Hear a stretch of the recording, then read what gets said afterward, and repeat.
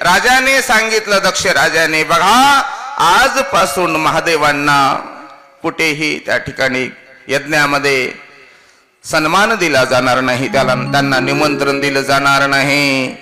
म्हणून आता कसं आहे, राजाचं ऐकावंच लागतं. सगळ्या देवांनी जी हो म्हणून त्या ठिकाणी स्वीकार केला त्या शब्दांचा. ऋषी मुनींनी सगळ्यांनी मान्य केलं. एवढ्यावर लवकर जा बापू. म्हणून त्या ठिकाणी सज्जन हो, दक्ष राजा तेवढ्यावर थांबला नाही. म्हणला, याने माझा अपमान केला आणि आता मी याचा सूड. माणसं कसं असतं बघा, कोणीही असू द्या, एखाद्याने आपल्याला काही दुःख दिलं की माणूस जीवनभर ते ध्यानात ठेवते आणि त्याचा बदला घेतल्याशिवाय याचं मन शांत होत नाही. म्हणला, जेव्हा याचा मी अपमान करेल तेव्हाच माझ्या आत्म्याला शांती मिळेल.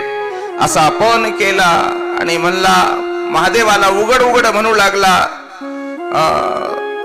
माझी लेक त्या ठिकाणी दिली म्हणून तुमचं लग्न झालं.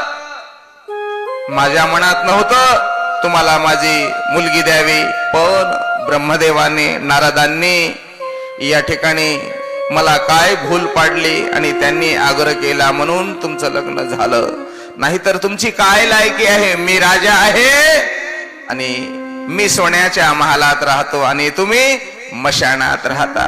महादेव मशानात का राहतात? का राहतात का नाही बघा. म्हटले, महादेव आहेत ना, ते भक्ताच्या अधीन आहेत. जीवनभर एखाद्या भक्ताने शिवभक्ती केली, देवाला, पिंडीला, लिंगाला घासू आंघोळ घातली, हे का नाही, पिंड स्वच्छ केली, देवावर ज्याचं प्रेम होतं, असा मनुष्य जर त्या ठिकाणी शिव झाला, मशानामध्ये नेऊन ठेवतात ना, हे का नाही, मशानामध्ये नेऊन ठेवतात त्या माणसाला, त्याची समाधी क्रिया करतात. आता देवाला त्याच्याशिवाय करमत नाही म्हणून देव त्याच्यासाठी जातो. भक्तासाठी भूमंडळ धुंडाळितो जाश्वनीळ.